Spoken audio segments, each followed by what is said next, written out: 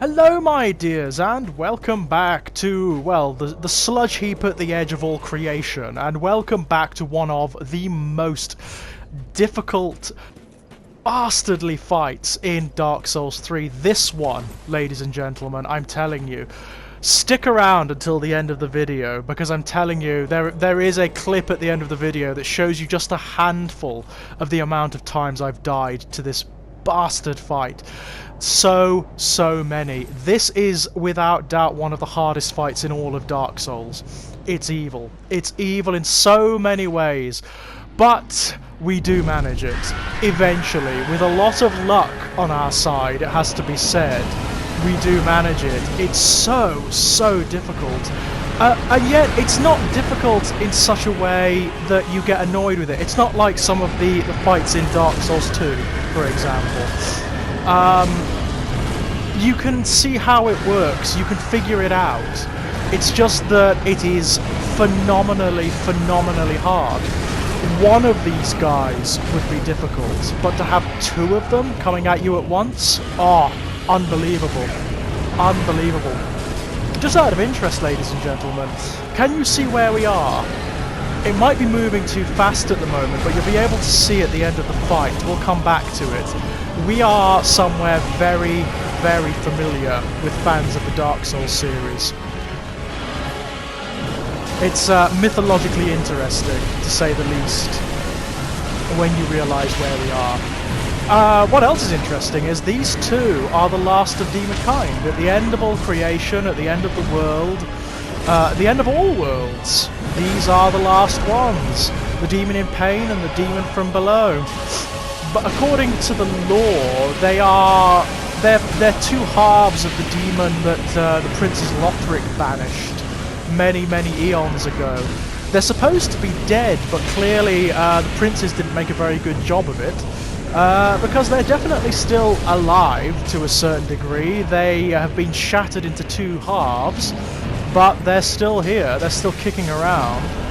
And unlike the princes, thanks to me, they survive until the end of all creation, in this sludge heap, in this dread pit at the end of the world. My god, this is a hard fight. You need to really get familiar with all of their tells, because if you don't, they can kill you in a combo, a single combo, regardless of how much health you've got.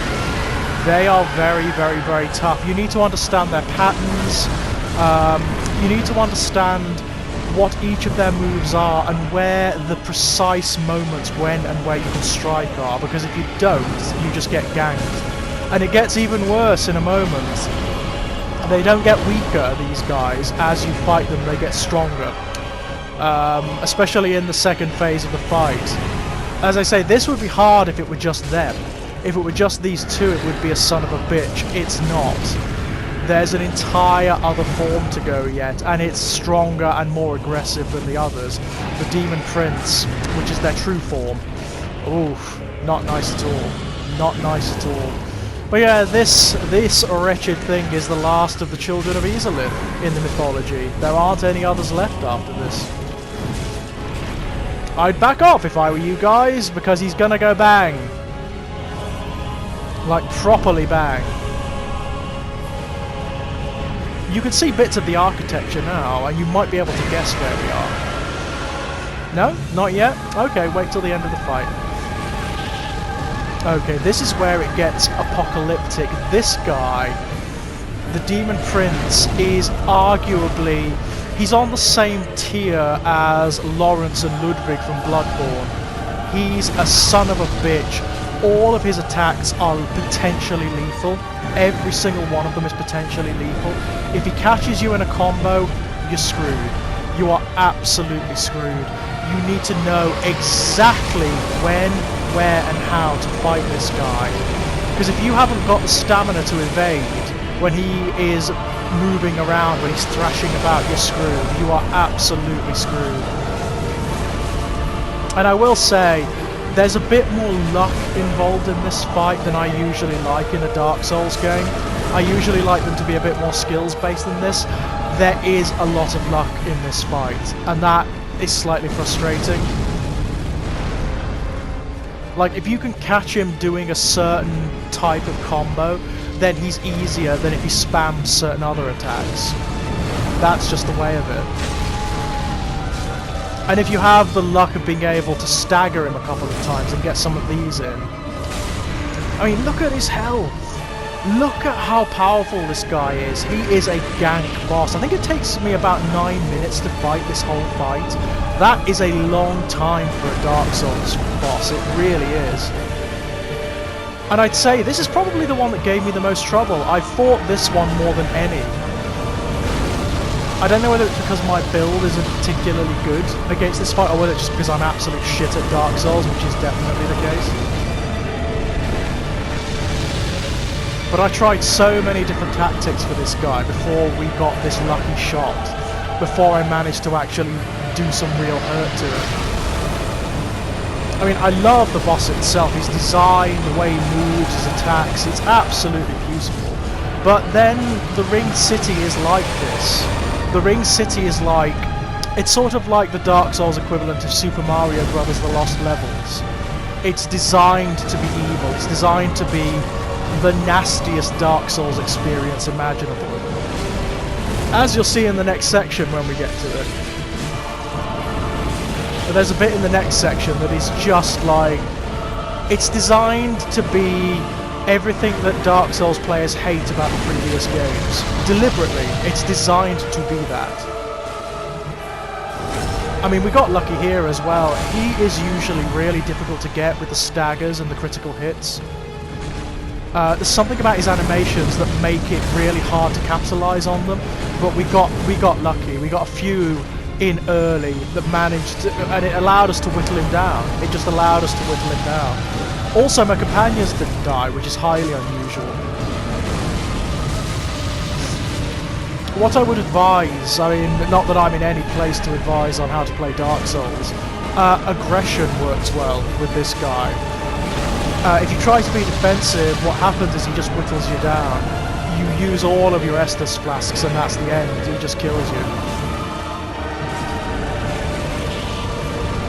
Also, try to get this one, depending on which one you kill first, the Demon in Pain or the Demon from Below, he has a different set of attacks in this mode. This is the one with the laser beam, and that one, it's just much easier. Here's another one of the lucky shots we got here. Also, a weapon with dark damage. Dark damage works really well against this guy for some reason. Don't even bother with any kind of fire damage, obviously. Particularly not Chaos Fire, it just isn't going to work. You see, the laser beam, although it's potentially more lethal than the other one's attack, the meteorite attack, it's also more easily avoided, I find.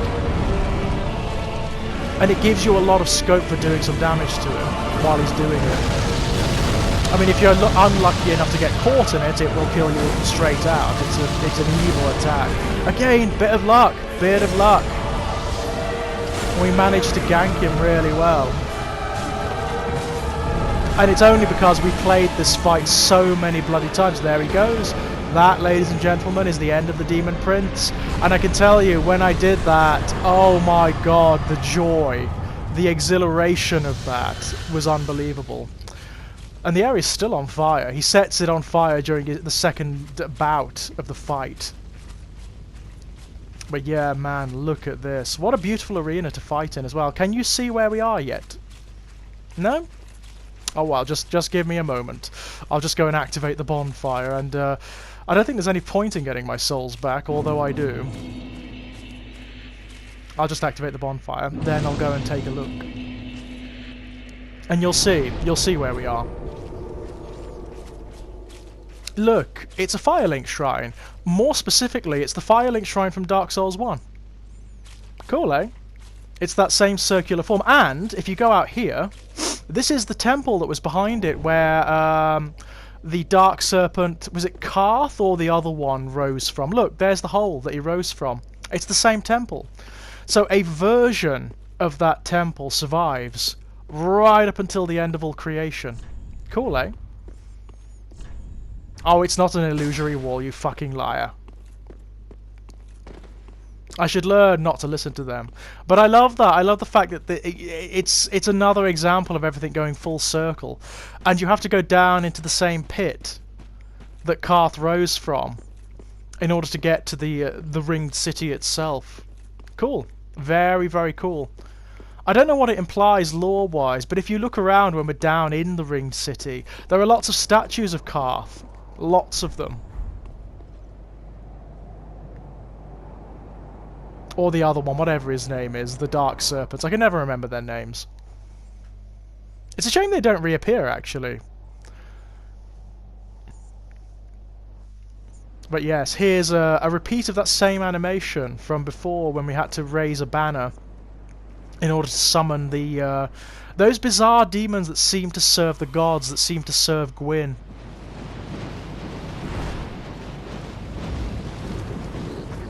Here they are, these sort of gargoyle-like demons that carried us to the...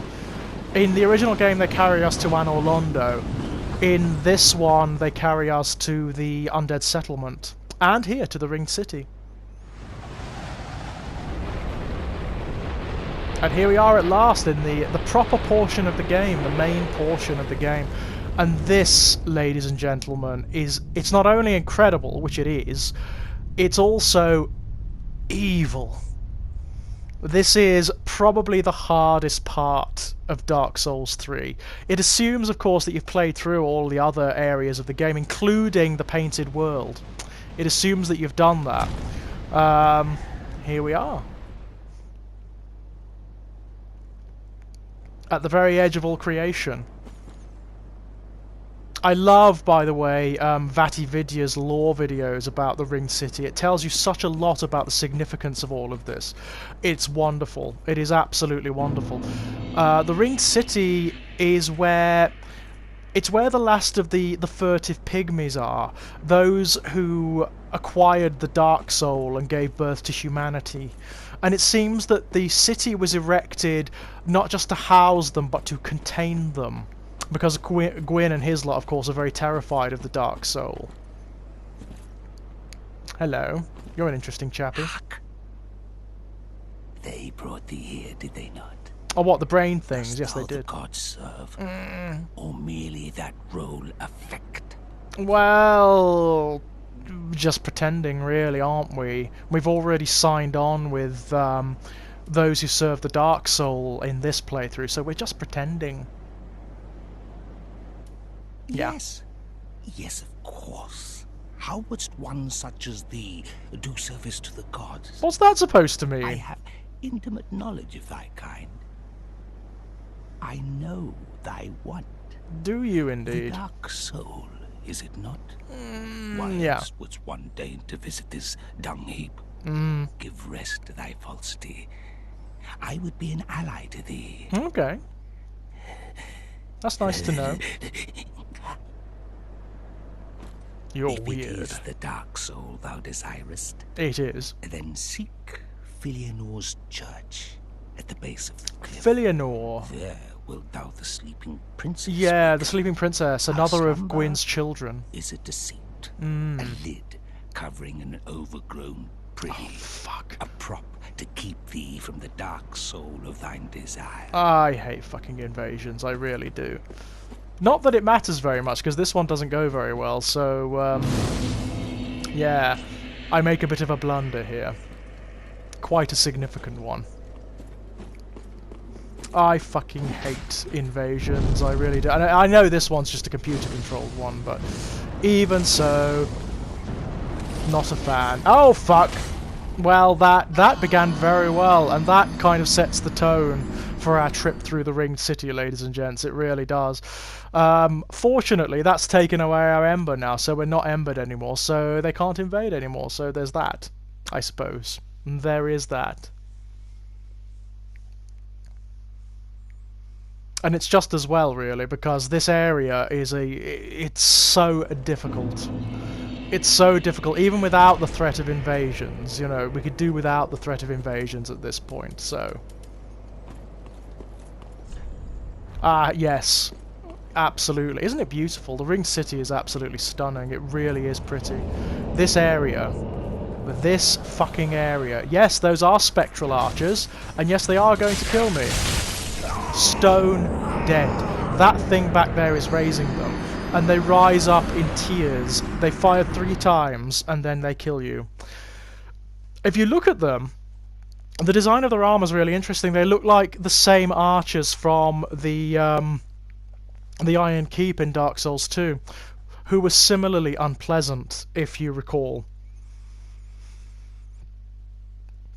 And indeed, that is possibly what they are. That may be what they are.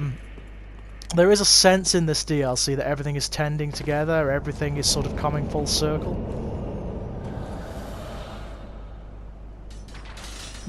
It's so difficult, this area.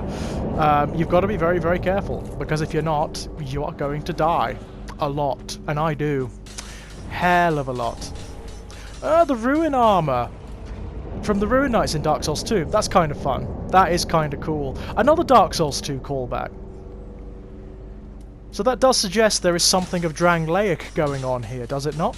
In the Ringed City?